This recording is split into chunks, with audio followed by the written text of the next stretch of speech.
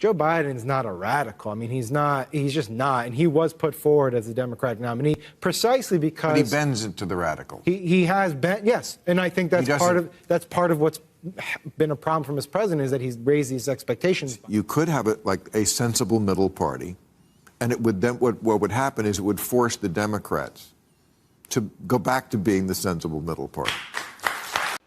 I really think that Bill Maher comes to his studio from a wormhole from another timeline.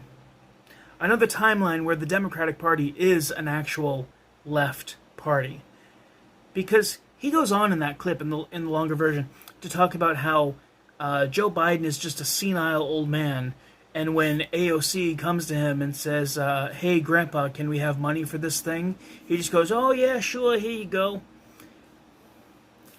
That in this alternative reality, in this Flashpoint timeline that Bill Maher comes from, you must have Green New Deal. You must have forgiven all college debt. You must have done a $20-something minimum wage. You must have done some sort of rent control program. You must have solved climate change. Like, how delusional are you? He goes on to talk about how we need to have the Democratic Party needs to go to the right to become a center party.